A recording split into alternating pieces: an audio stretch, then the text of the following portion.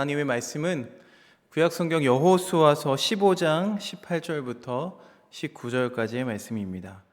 구약성경 여호수아 15장 18절부터 19절의 말씀을 제가 읽어 올리겠습니다. 악사가 출가할 때에 그에게 청하여 자기 아버지에게 밭을 구하자 하고 나귀에서 내림에 갈렙이 그에게 묻되 내가 무엇을 원하느냐 하니 이르되 내게 복을 주소서 아버지께서 나를 네겝 땅으로 보내시오니 샘물도 내게 주소서 하매 갈렙이 윗샘과 아랫샘을 그에게 주었더라. 아멘. 기억하실지 모르겠지만 여호수아 말씀 가지고 계속 말씀을 나누고 있습니다. 오늘은 이 여호수아 15장의 말씀을 가지고 도전의 사람이라는 제목으로 말씀을 함께 나누기를 원합니다. 우리가 보통 부자라는 표현을 많이 하죠. 부자. 이렇게 말하면 우리가 흔히 생각하는 게 뭐 돈이 많은 사람, 아니면 뭐 고급 승용차를 몰고 다니는 사람, 그리고 좋은 집에 사는 사람, 이런 사람들을 보통 우리가 부자라고 이야기를 합니다. 또 그런 사람들을 잘 산다 이렇게 말을 하죠. 그런데 겉으로만 번지를 한 이런 부자들을 뭐라고 부르느냐? 졸부라고 부릅니다. 큰 부자는 아니죠. 이런 부자들은 그냥 돈이 많다 뿐이지 이런 사람들을 존경받는 사람, 옛날 우리 경주의 최부자 댁처럼 존경받는 사람이라고 말하지는 않습니다. 그러나 이 세상에는 이런 졸부들도 많이 있지만 또 존경받는 그리고 이상적인 부자들도 있습니다. 스웨덴의 가문 중에서 발렌베리라고 하는 부자 가문이 있습니다. 큰 부자인데요. 이 가문이 얼마나 큰 부자이냐 하면 지금 세계에 있는 100개의 큰 기업들, 세계 최대 제지회사인 스트라엔소, 그 다음에 세계 2위 가전회사인 일렉트로룩스, 뭐 이런 기업들을 소유하고 있는 큰 부자입니다. 코로나로 인해서 이번에 백신 회사가 많이 알려졌죠. 백신 회사 중에서 아스트라제네카 역시 이 가문의 회사라고 해요.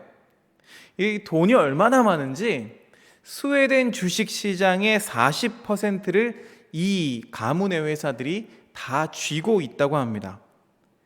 연 매출이 1,000억 달러, 우리 돈으로 1,120조 원을 넘을 정도로 1년 동안 이렇게 많은 돈을 버는 그런 부자들입니다. 그리고 스웨덴 사람들이라고 했잖아요. 스웨덴 가문이라고 했잖아요. 스웨덴의 전체 GDP에, 그러니까 1년 동안 돌아가는 그 연수입의 3분의 1이 바로 이 가문이 운영하고 있는 회사에서 얻어지는 수익이라고 합니다. 상상할 수 없는 큰 부자 가문이죠. 이 가문이 이렇게 돈이 많은 가문이에요. 그래서 뭐 금융, 뭐 나스닥 그 시장도 이 가문이 가지고 있다고 하네요. 뭐 국방 산업까지 많은 분야들을 이 가문이 운용하고 또 관리하고 있는데, 이 가문이 단지 돈이 많은 그런 졸부가 아니라 이 가문이 존경받는 이유가 있더라는 거예요. 그게 무엇이냐면 이 가문에는 부자의 철학이 있기 때문입니다. 이 가문은 대대로 내려오면서 어떤 원칙이 있냐 하면 이 집을 이끄는 최고의 오너 가문의 수장은 반드시 장자의 원칙을 따르질 않는데요. 뭐 먼저 태어났다고 해서 오너가 될 수가 없습니다. 뭐 자녀 중에서 능력이 있는 사람이라면 뭐 손주 가운데서도 나올 수도 있고 또 삼촌 가운데서도 누구든지 이 가정을 이끌 수 있는 수장이 될 그런 자격을 가지고 있는데, 그렇게 수장이 되기 위해서는, 집안의 가장이 되기 위해서는 몇 가지 조건이 있다고 해요. 근데 그 조건들이 굉장히 바람직합니다. 그 첫 번째가 뭐냐 하면 군대를 꼭 다녀와야 된대요. 그런데 뭐 우리나라는 뭐 군대를 당연히 가지만 이 나라에서는 군대 장교가 되어야 돼요. 그래서 전쟁을 경험하거나 아니면은 뭐 군 생활을 겪어야 되고 이 군 조직을 경험해야 되고 사람들을 이끄는 훈련을 해야만 한답니다. 또 대학을 가는데 반드시 이 대학을 갈 때는 부모의 도움 없이, 부모의 어떤 기부금 없이 스스로 들어가서 공부해야 한다고 말합니다. 그리고 졸업 이후에도 취업을 할 때도 부모의 어떠한 도움 없이 그리고 간섭 없이 금융회사에 취업을 해야 한대요.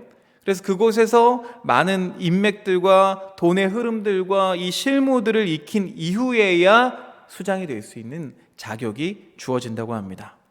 그래서 이 유력한 가문의 자녀이기 때문에 뭐 특혜를 주거나 아니면 자동적으로 뭐 회사에 들어오게 해서 배우게 하고 뭐 후계자가 되는 그런 일체의 과정들이 없다고 해요. 또 이 가문이 이렇게 후계자를 잘 뽑는 것도 아주 칭찬받을 만하지만 또 존경받는 이유 중에 하나가 이 스웨덴이라는 나라가 세금이 굉장히 센 나라입니다. 다 알고 계시죠? 뭐 특히 부자들에 대해서 부유세라고 하죠. 부자들에게는 특별히 중과세를 하는 그런 세금 제도가 있는데 이 세금 제도가 너무 과해서 도망가는 부자들이 많다고 해요. 우리가 잘 알고 있는 이케아나 이런 회사들도요, 이 세금 때문에 본사를 외국으로 옮겼다고 합니다. 그런데 그 와중에 이 발렌베리 가문은 옮기지 않고 묵묵히 지키고 심지어는 그 중과세를 그대로 다 내면서 뭐 할인을 받거나 그러지 않아요. 그런 모습들을 통해서 스웨덴 국민들에게 존경을 받고 또 매년 얻는 수익금의 상당한 액수를 뭐 적게는 50%부터 많게는 80%까지 거액의 기부금을 이 사회자선재단을 통해서 기부하는 일을 하고 있다고 합니다.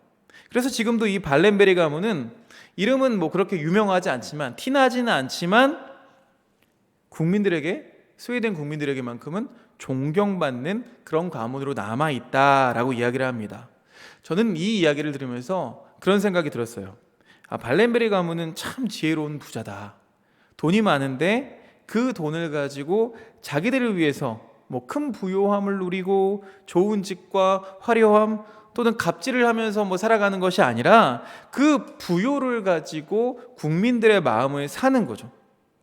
세금을 잘 내고 사회로 또 환원을 하면서 사람들의 마음을 얻고 존경심이라는 것을 그들의 부요로 샀구나라는 생각이 들었어요. 참 돈을 잘 사용한 그런 사람들이라고 말할 수 있는 것 같아요. 우리 교회도 그래야 되지 않을까라는 생각이 듭니다. 그 외에도 뭐 우리 목회자들도 또 우리 믿는 사람들도 이 물질이라는 문제 때문에 우리가 시험에 들면 안 되는 것 같아요. 오히려 그 문제들을 가지고 우리가 사람들의 마음을 사고 그리고 사람들의 존경을 사는 것이 더 좋지 않을까라는 생각을 해보았습니다. 우리 행복을 나누는 하나교회도 이 지역 사람들의 마음과 또 존경을 살 수 있는 지혜로운 교회와 우리 교우들이 되기를 축복합니다.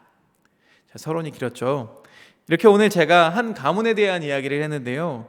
오늘 성경에도 오늘 성서에도 아주 바람직한 가문 그리고 믿음으로 살아간 그런 훌륭한 한 가문의 이야기가 나옵니다.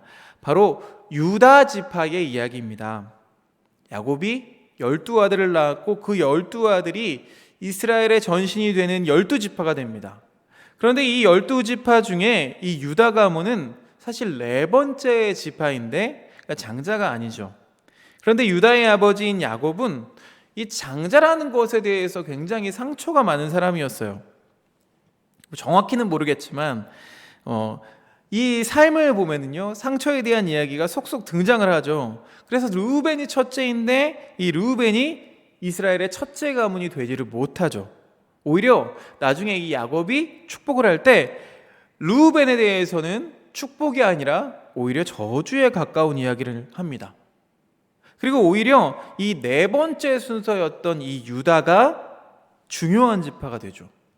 그래서 나중에 다윗 왕도 이 유다 지파에서 나오고 또 우리가 잘 아는 대로 예수님께서도 이 유다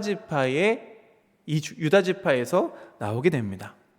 심지어는 이 야곱이 나중에 축복을 하는데요. 자기가 사랑했던 아들 요셉의 두 아들이 왔을 때 축복은 첫째 아들이 아닌 둘째 아들한테 주죠.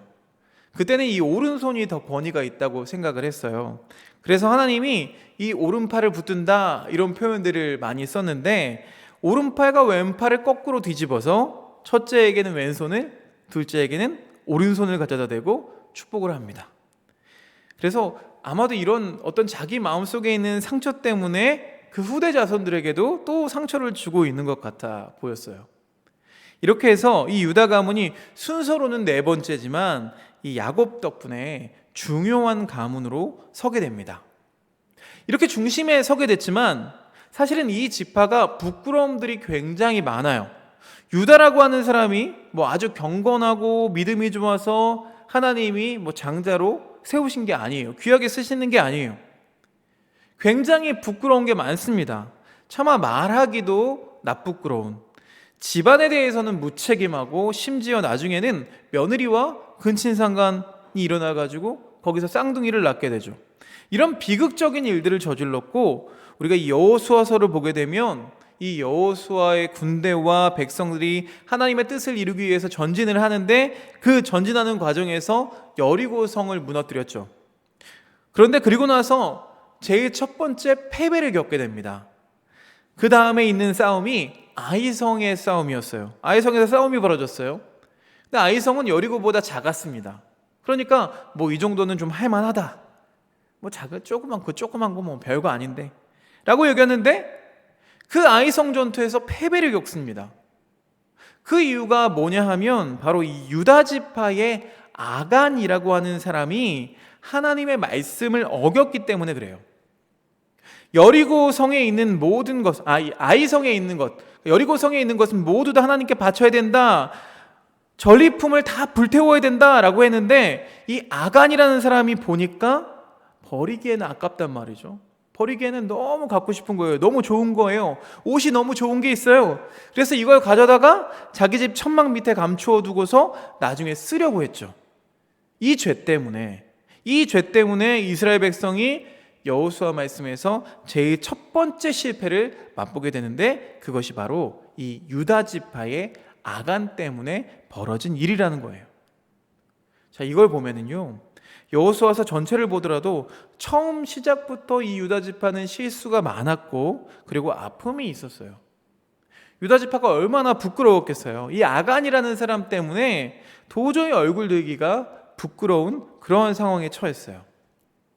그런데 이런 슬픔을 그리고 또 이 실패를 뒤엎는 그리고 아주 훌륭한 역전을 만드는 역전의 용사가 한 명 등장을 합니다. 그 사람이 바로 우리가 잘 알고 있는 갈렙이라고 하는 사람입니다. 갈렙은 여호수아 14장 11절에서 12절 말씀이 이렇게 이야기하죠. 모세가 나를 보내던 날과 같이 오늘도 내가 여전히 강건하니 내 힘이 그때나 지금이나 같아서 싸움에나 출입에 감당할 수 있으니 그날에 여호와께서 말씀하신 이 산지를 지금 내게 주소서. 이때의 갈렙의 나이가 85세였습니다. 85세 먹은 할아버지가 다른 사람들은 다른 노인들은 그냥 사랑방에 들어가고 양로원에 가고 요양원에 간다고 할 나이에 이 사람은 뭐라고 하느냐? 나는 아직 강건하다라고 하는 거예요. 저는 이 갈렙이 말하는 걸 보면서 그런 상상이 저절로 됩니다. 그러니까 나이가 85세 먹어서 자기 칼을 보여주면서 어떻게 보면은 팔에 힘이 없어서 칼 하나나 제대로 들 수 있을까라고 생각할 수 있는데 아직도 전쟁에 나가서 적군을 물리칠 수 있는 힘이 나에게 있다. 여러분, 현실적으로는 그런 힘이 어떻게 있겠어요? 아무래도 젊은 사람들이 더 힘이 있겠죠. 제가 생각할 때는 이 갈렙 할아버지는 40년 동안을 그 옛날 그때를 기억하면서 40년간 광야에서 아침마다 헬스를 했을 것 같아요. 그래서 40년 뒤에 하나님께서 주시겠다고 하는 그 약속을 이룰 때까지, 전쟁을 할 때까지 몸을 유지하기 위해서, 건강을 유지하기 위해서 노력했을 것 같아요. 왜일까요? 믿음을 위해서, 약속을 위해서, 하나님이 말씀하셨으니 분명히 그때가 올 것이다 라고 하면서 운동을 했을 것 같아요. 여러분 생각해 보세요. 85세 먹은 제일 집안의 큰 어른이 아침마다 나와서 운동을 하는 거예요. 큰 칼을 차고 나와서 막 칼을 휘두르면서 이렇게 운동을 하고 있어요. 나중에 이 칼을 쓸 날을 기다리면서 운동합니다. 그러면 자손들이 그것을 보고 그냥 가만히 있을까요? 구경만 했을까요? 결코 그러지 못했을 거예요. 유다 지파는 이 아버지 갈렙이 나와서 운동하면 그 밑에 자식들, 손주들까지 다 나와서 아침마다 함께 운동을 했을 거예요. 저는 이것이 아주 아름다운 믿음의 본이라고 생각합니다. 아버지 한 사람이 어머니 한 사람이 보여주면 이 모든 자손들은 따라가게 되어 있다는 것입니다. 갈렙은 스스로가 노인이라고 생각을 안 해요. 사랑하는 교우 여러분, 우리가 나이를 먹을 수는 있지만 우리의 뜻과 의지는 젊어지는 줄로 믿습니다.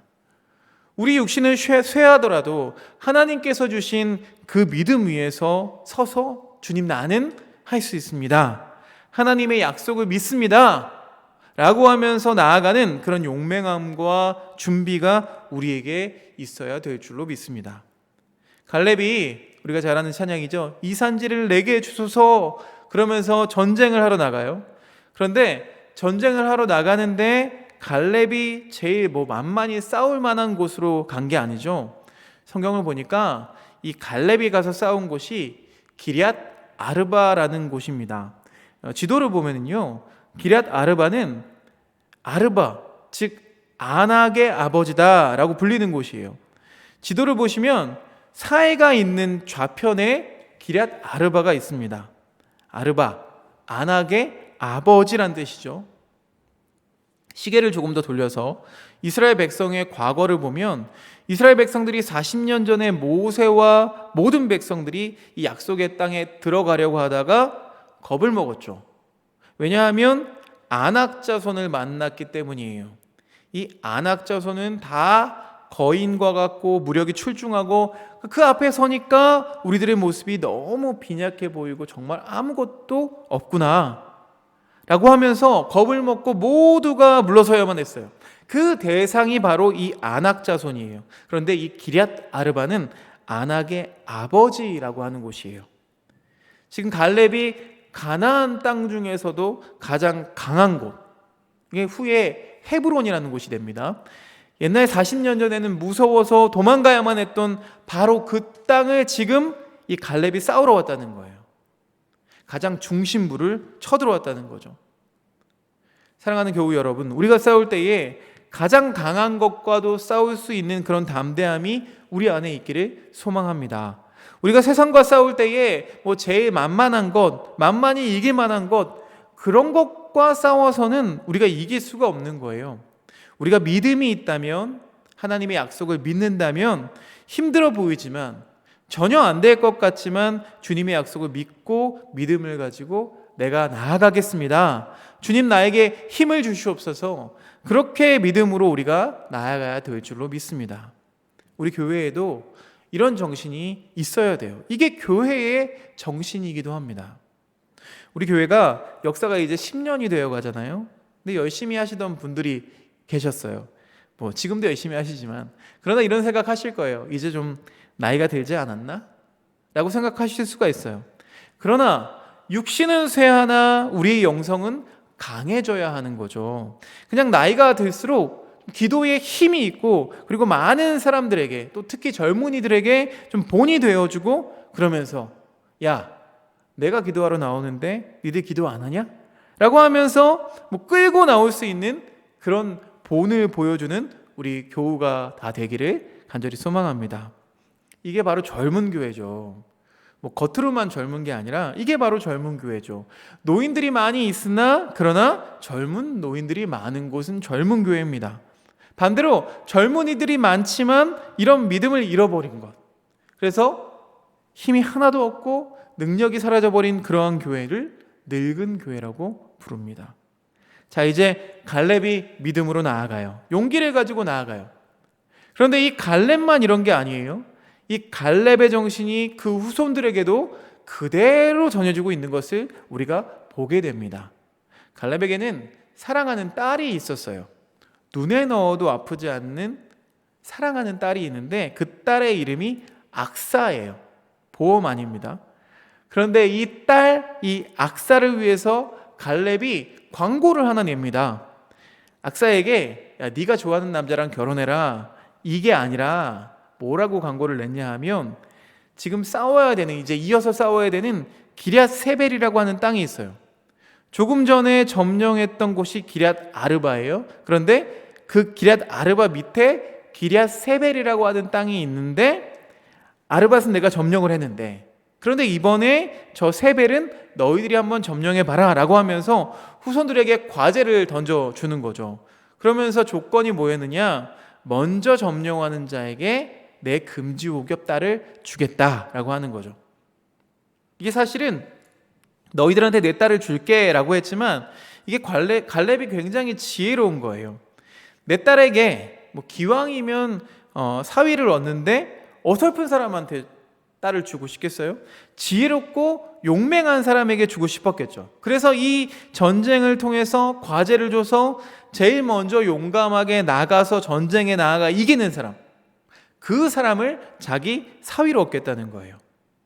그렇게 광고를 내자 온니엘이라고 하는 사람이 나서서 저 기럇세발에 가서 큰 전쟁을 하고 이기고 돌아옵니다. 결국 도전하는 사람, 갈렙은 누구를 얻었느냐? 도전하는 사위를 얻게 된 거예요. 그래서 이 갈렙이 먼저 내가 싸우겠습니다 라고 했듯이 온니엘도 내가 먼저 가서 싸우겠습니다 라고 하면서 두 손을 들어요. 사랑하는 겨우 여러분, 우리가 하나님의 일에 있어서 우리가 먼저 손을 드는 여러분이 되기를 소망합니다. 기도합시다 그러면 내가 먼저 기도하겠습니다. 우리 큐티 합시다 그러면 내가 먼저 묵상하겠습니다. 이게 우리 교회의 정신이 되었으면 좋겠습니다. 그런데 우리가 기도합시다 그러면 시간이 바빠서 기도할 시간이 없어요. 우리 함께 목장 모임 합시다 이러면 시간이 없어서 바빠요. 이거는 믿음의 사람의 정신이 아닌 거죠. 이것은 도망가는 정신이에요. 우리에게 있어야 되는 정신은 뭐냐? 내가 먼저 손을 들고 먼저 가서 그곳을 점령하겠습니다 라고 하는 이런 도전의 정신, 이런 정신이 우리의 정신이 되어야만 해요. 그래서 결국은 이 온니엘이 두 손을 들고 나와서 결국 사위가 되는데 이 사위가 너무 훌륭한 거죠.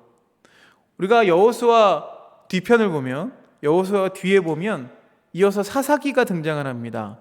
이 지도자들 중에서 제1대 지도자, 그 사람이 누구였느냐? 바로 이 온니엘이라는 사람이 사사가 되어 있는 것을 후에 발견할 수가 있어요. 이 아버지가 도전하는 사람, 용맹한 사람이 되니까 어떻게 돼요? 사위까지도 도전하는 사람이 따라오게 된다는 거죠. 여러분, 우리가 믿음이 있으면 어떻게 됩니까? 우리가 믿음이 있으면 믿음이 있는 사람들이 따라오게 되는 거예요. 그래서 우리가 하나님의 뜻을 믿고 믿음을 가지고 도전하는 사람이 되면, 믿음으로 나아가는 사람이 되면 믿음이 있는 사람들이 우리 주변에 모이게 될 줄로 믿습니다. 그런데 그 딸도 대단하죠. 그 딸을 보니까요, 온니엘과 악사가 이렇게 결혼을 했어요. 성서에서는 여자들의 이름이 나오는 거는 굉장히 특별한 거예요. 보통 여자가 아니라는 거죠. 온니엘과 악사가 딱 결혼을 했더니 이 딸이 아주 맹랑해요. 남편 된 온니엘과 둘이 속닥속닥 얘기를 합니다. 무슨 얘기를 하냐? 분명히 이번에 우리가 결혼했으니까 아버지가 우리에게 땅을 줄 겁니다. 땅을 주는데 우리가 땅만 달라고 하지 말고 우리가 밭도 달라고 합시다. 이거 보면은요, 동서고금을 막론하고 시집가면 다 소용이 없는 것 같아요. 그래가지고 밭을 달라고 얘기를 하러 가요. 그러면서 아버지 얼굴을 딱 보니까 딸이 대번에 안 거예요. 그동안 아버지를 모시면서 딸이 제일 아버지 마음을 잘 알았겠죠. 아버지 갈렙의 얼굴을 보니까 막 흐뭇해하는 거예요. 사위 참 잘 얻었다. 용맹하고 먼저 앞장서고 두려워하지 않고 좋은 사위를 얻어서 기뻐하는 이 아버지 얼굴을 딱 보는 순간 더 달라고 해도 되겠다 라는 것을 이 딸이 안 거예요.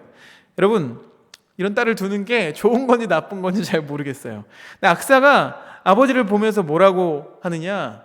밭을 주시고 그리고 또 샘물들도 주십시오 라고 그런 거예요. 19절을 볼까요? 19절 말씀 보니까 이르되 내게 복을 주소서, 아버지께서 나를 내게 땅으로 보내시오니 샘물도 내게 주소서 하매 갈렙이 윗샘과 아랫샘을 그에게 주었더라. 이게 참 중요합니다. 여기서 내게 땅이라는 곳이 나오죠. 지도 한번 다시 보여주시면 우리가 기럇 아르바를 갈렙이 점령했다고 했죠. 그리고 밑에 있는 기럇세벨을 누가 점령했다고요? 사위 온니엘이 점령했어요.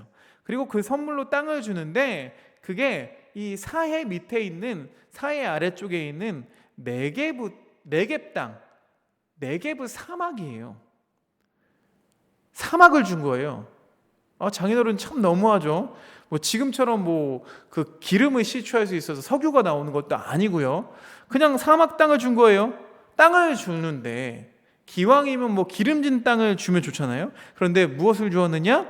네겝 땅. 땅은 넓지만 알맹이를 들여다보니까 뭐예요? 사막이에요. 이거 참 원망스럽죠. 그런데 갈렙을 보면은요, 이 자기 자식을 그냥 편하게 두는 사람이 아니에요. 갈렙이 자기 훌륭한 사위 이 온니엘과 딸 악사를 어떻게 해요? 제일 험한 데로 보내는 거죠. 이게 갈렙의 정신이에요. 갈렙이 자기가 싸울 때에 만만한 사람과 싸웠습니까? 아니에요. 제일 강한 적, 이 아낙 자손, 아낙의 아버지라고 부르는 그 기럇 아르바에 들어가서 자기가 먼저 싸웠어요. 제일 센 놈하고 붙었다는 거예요. 그 정신이 자기 자식들에게도 그대로 이어지죠. 온니엘과 이 악사에게 땅을 주는데 좋은 땅, 기름진 땅, 지금으로 얘기하면 손 안 대도 그냥 월세가 나오는 그런 땅을 준 게 아니에요. 개척해야만 되는 그 험한 땅을 선물로 주었다는 것입니다. 악사는 그걸 받으면서 뭐라고 합니까? 밭도 주시고 그리고 샘물들도 주십시오. 구합니다. 이 여호수아 말씀에서 아주 귀한 정신 중에 하나가 뭐냐면 간구하는 정신이에요. 간구하는 정신. 우리가 좀 이따 보겠지만 지파들이 먼저 5개 지파가 나오고 7개 지파가 뒤에 나와요. 그런데 그 5개 지파, 그 먼저 나오는 5지파의 정신이 뭐냐면 간구하는 정신이에요. 갈렙도 먼저 여호수아에게 구하죠. 땅이 자기에게 주어지면 그 분깃을 따라서 그게 주어지면 그냥 그것만 갖는 게 아니에요. 갈렙이 뭐라고 해요? 이 산지를 내게 주소서. 먼저 구합니다. 힘들고 어려워서 다 안 가려고 하는 그 땅을 내게 주소서. 그럼 내가 가서 그곳을 도전하고 개척하고 그것을 내가 갖겠습니다 라고 하는 것이 이 갈렙의 정신이라는 거예요. 그 정신을 자식들에게도 물려준 거죠. 미리 집을 다 지어놓고 월세 받아먹게 해준 게 아니에요. 바로 자식들에게 제일 어려운 땅 네겝, 그 사막지대를 주면서 그곳을 개척하고 간척하고 거기서 살라고 합니다. 그리고 그 딸도 어떻게 해요? 그냥 넘어가지 않죠. 또 구합니다. 그러면 우리에게 밭을 주십시오, 샘을 주십시오. 이게 바로 이 가문의 정신이라는 거예요. 여러분, 예수님 믿을 때에 우리가 하나님이 주시면 좋고 안 주시면 말고, 이게 우리 정신이 아니죠. 하나님이 나한테 주면 좋고 안 주면 할 수 없고, 내 몸이 조금 좋아지면 감사한 거고 안 좋아져도 할 수 없고, 이게 아니라는 거죠. 신약성서에 보면은요, 예수님께서 치료하실 때에 중풍병자 한 사람을 치료하는 장면이 나와요. 이 친구들이 중풍병자를 메고 예수님께 나왔을 때 어떻게 옵니까? 적극적이었죠. 예수님이 계신 지붕을 뜯어요. 지붕 뜯는 게 쉬울까요? 어렵죠. 지붕을 뜯고 그 수고를 하고 땀을 흘리고 또 돈을 써야 되죠. 나중에 수리를 해줘야 되니까요. 그렇게 하면서 자기 친구를 예수님한테 달아내려서 예수님께서 치료를 해주셨는데, 무엇을 보고 치료해 주셨다고 기록되어 있나요? 그 친구들의 믿음을 보고 치료를 해주셨다는 거예요. 하나님은 이렇게 적극적으로 덤벼드는 사람에게 주세요. 이 악사는 강구를, 또 갈렙도 역시 강구를 하는 사람이에요. 주시면 좋고가 아니라 하나님 이것도 주시고 이것까지 주십시오. 왜요? 자기 배부름을 위해서, 내가 더 폭식하기 위해서 그렇게 강구하는 것이 아니라는 거예요. 하나님은 우리들에게 이 땅을 주시겠다고 우리에게 약속을 해주셨어요. 여러분들에게도 땅을 주신 줄로 믿습니다. 각자의 사명을 주셨어요. 이 지역을 우리에게 허락해 주셨어요. 우리 모두에게 주신 그런 명령들이고 사명들이 있어요. 그런데 다른 지파들은 그게 두려운 거예요. 여러분, 전쟁에 나가면 피를 흘립니까? 안 흘립니까? 당연히 흘리게 되는 거예요. 누군가는 죽을 수도 있는 거예요. 여러분, 전쟁에 나가서 예수 믿는 사람들은 안 죽을까요? 아니요. 죽는 경우가 분명히 생겨요. 이스라엘 백성들이 전쟁에 나갔는데 전부 다 살았을까요? 아니에요. 분명히 누군가는 전쟁에서 죽고 누군가는 부상을 당하는 그런 일들을 겪어야만 했어요. 분명히 상위 군인이 나와야만 했던 거예요. 그런데 사람들은 그런 일들이 두려워서 하나님이 주신다고 약속하셨지만 그런 확신이 있음에도 불구하고 그것을 거절하고 전쟁을 나가지를 않아요. 요구하지를 않아요. 그런데 갈렙과 온니엘과 그 딸 악사는 구해요. 하나님 주십시오. 여기 어려움이 있겠지만 땀 흘림이 있고 피 흘림이 있겠지만 분명히 하다가 죽을 수도 있지만 나도 죽을 수 있지만 그러나 하나님의 약속을 믿습니다. 이 땅을 주십시오. 간구하면서 나아갔다는 거예요. 사랑하는 교우 여러분, 우리 교회는 하나님께서 그렇게 부르짖는 교회가 되기를 원합니다. 하나님께 그렇게 부르짖는 교회가 되기를 원해요. 하나님 주시는 것을 믿으면서 우리가 믿음으로 나아갈 수 있었으면 좋겠어요. 하나님 이 지역을 주시옵소서. 이 지역의 많은 사람들, 마음이 상하고 그리고 소망을 잃어버린 그 영혼들에게 하나님 그들을 다시 한번 불러오게 하여 주시옵소서.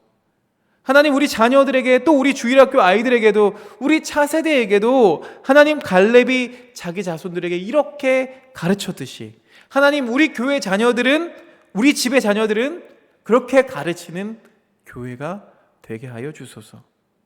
우리가 그런 믿음을 가지고 나아가야 돼요. 우리 교회가 줄어들 것을 걱정해가지고 자녀들을 교육하는 게 아니죠. 우리가 목적으로 하는 것 바로 하나님의 뜻이 이루어지는 것이 우리 인생의 목적이고 우리 교회의 목적이라는 거예요. 하나님의 뜻이 이루어지기를 원합니다. 우리가 주기도문 외울 때마다 항상 기도하잖아요. 하늘의 뜻이 이루어진 것 같이 땅에서도 이루어지리다. 이게 우리의 기도와 간구잖아요. 이것이 바로 악사의 간구였어요. 아버지께서 주시려면 이 밭도 주시고 또 샘도 주십시오. 그러니까 갈렙이 뭐라고 대답합니까? 19절 뒤에 보면 이렇게 나오죠. 샘물도 내게 주소서 하며 갈렙이 윗샘과 아랫샘을 그에게 주었더라. 지금 딸이 뭐라 그래요? 샘물을 주십시오 라고 얘기했어요. 그랬더니 갈렙이 2개를 줘요. 하나를 더 주는 것을 우리가 보게 됩니다. 처음에는 그냥 딸 악사를 주겠다고 했어요. 온니엘에게. 그런데 온니엘과 악사가 만나서 뭐라고 합니까? 이 네겝 지방 그 땅을 주겠다라고 하는 약속을 받죠. 그러니까 온니엘과 악사가 또 우리에게 밭을 더 주십시오. 그리고 막상 가가지고는 또 샘까지 주십시오. 그런데 정작 준 건 뭐예요? 다 주고 샘 하나를 더 더불어 주는 것을 우리가 보게 됩니다. 그 지경과 그 구하는 것이 점점 커지고 있는 것을 보게 돼요. 저는 이게 하나님의 마음임을 믿습니다. 하나님은 우리에게 큰 것으로 주기를 원하세요. 종종 우리가 구할 때는요, 요만큼을 원해요. 하나님 요만큼이라도 있었으면 좋겠습니다. 그런데 아버지의 마음은 어떨까요? 그것 이상으로 주고 싶은 게 바로 아버지의 마음이에요. 하나님 아버지는 우리가 간구하는 것보다도 더 큰 것으로 우리에게 주기를 원하시고 채워주시기를 원하십니다. 네겝 지방은 사막이죠. 힘든 거죠. 그런데 왜 주겠어요? 온니엘하고 악사 보고 고생 좀 해보라고 주는 게 아니에요. 그것을 주면서 그 힘들고 어려운 땅을 너희들이 개척하면서 그 땅이 완전히 이 자녀들의 땅이 되고 그래서 이 가문이 제대로 서기를 바라는 거죠. 그래서 이 가문에 뒤에 다윗이 나오고 또 예수님이 나올 수가 있는 그 가문이 될 수 있었던 그 근본적인 이유들이 바로 여기에 있는 줄로 믿습니다. 우리가 이제 보게 되지만 이 5지파와 7지파가 나뉘어지는데 5지파는 루벤, 므낫세, 유다, 에브라임 뭐 이런 지파들이에요. 이 지파들의 공통점이 뭐냐 하면은요, 하나님께 구했던 지파라는 거예요. 먼저 나서서 우리가 주님 가겠습니다 라고 하면서 피를 흘리고 또 땀을 흘리고 눈물을 흘리는 것을 기꺼이 감당했던 지파들이었어요. 그런데 그에 비해서 뒤에 나오는 7지파들은요 꼬종을 드는 지파입니다. 성경을 보니까요 여호수아 18장에 가면은요 2, 3절에 이런 말씀이 나오는데 여호수아가 이스라엘 자손에게 이르되 너희가 너희 조상의 하나님 여호와께서 너희에게 주신 땅을 점령하러 가기를 어느 때까지 지체하겠느냐. 하나님께서 주시겠다고 약속을 했는데 이 7지파가 가지 않는 거죠. 지체하는 거예요. 왜요? 피 흘리기 싫어서, 땀 흘리는 게 싫어서. 그래서 꾸중을 듣죠. 너희가 언제까지 지체하겠느냐. 그러나 5지파는 그와 반대로 적극적으로 먼저 구해요. 두 손을 들고 내가 나가서 전쟁을 하겠습니다. 그리고 제일 강한 사람들과 싸우러 가요. 제일 험한 그 네겝 사막을 개척하러 가요. 그런데 그에 비해서 이 7지파는 가지 않아요. 고생하는 게 싫어서, 강구하는 게 싫어서, 그냥 먹고 살만 하니까 그 자리에 머무르는 7지파의 모습을 보게 됩니다. 예수님을 믿는 사람들도 이 두 부류로 나뉜다고 생각해요. 5지파와 같이 하나님 주시옵소서, 이것이 하나님의 뜻입니까? 그 뜻을 이루는데 내가 앞장서겠습니다 라고 하면서 두 손 들고 나가는 이런 5지파와 같은 성도들이 있는가 반면에, 이런 성도들은 눈물을 흘리죠. 하나님의 뜻을 구하면서 피를 흘리죠. 봉사하고 기도할 자리가 있으면 내가 먼저 두 손 들고 나와서 기도하는 사람이 되고 예배를 소중히 여기고 하나님의 뜻을 이루기 위해서 또 우리 다음 세대를 사랑하는 마음으로 아이들을 가르치는 일에 열심을 내는 귀한 성도들이 있어요. 그런데 그에 비해서 7지파들이 있어요. 분명히 이들도 하나님의 백성이에요. 그러나 그 사람들은 땀 흘림이 없고 피 흘림이 없고 수고함이 없고 누군가 만들어 놓고 제공해 놓은 음식을 먹는 데에만 집착하고 있는 그런 일에만 나가는 사람들도 분명 존재한다는 거예요. 사랑하는 여러분, 어디에 속해 계십니까? 우리는 이제 이 어려움을 두려워하지 않고 편안함보다는 어려움을, 넓은 길보다는 좁은 길을, 그리고 세상보다는 거룩을 택하는 그런 가문이 되기를 원합니다. 제가 서론에서 발렌베리 가문의 이야기를 봤어요. 이 사람들은 오랜 자기들 가문의 그 전통을 지키면서 사람들에게 그냥 졸부가 아니라 존경받는 그런 가문이 되려고 애쓰는 사람들이에요. 하물며 세상 사람들도 그냥 졸부가 아니라 이 존경받는 그런 가문이 되려고 노력을 하고 그 전통을 지키려고 해요. 세상이 그렇다면 우리 예수 믿는 사람들은 어떠한 사람들이 되며 또 어떠한 부모가 되며 또 어떠한 가문들이 되어야겠습니까? 오늘 성서에 나온 것처럼 유다 지파와 같이 이 갈렙의 가문과 같이 되기를 소망합니다. 부모가 먼저 칼을 들고 나가야 돼요. 부모가 먼저 운동을 하면서 먼저 남보다 앞장서고 또 두 손을 먼저 드는 사람이 돼야 돼요.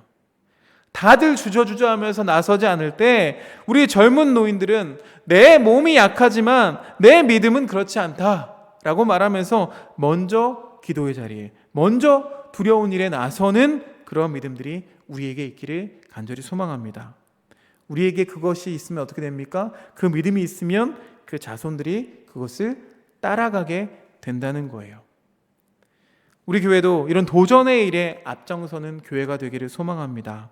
양들을 돌아보고 두려운 일에, 이 세상과 교회를 위한 하나님의 일에 먼저 나아가고 담대하게 도전하는 교회, 그리고 꿈을 꾸는 교회, 그리고 영적 부흥을 사모하는 우리 행복을 나누는 하나교회, 우리 교우들이 되기를 간절히 소망합니다. 우리 이 시간 함께 기도하기를 원합니다.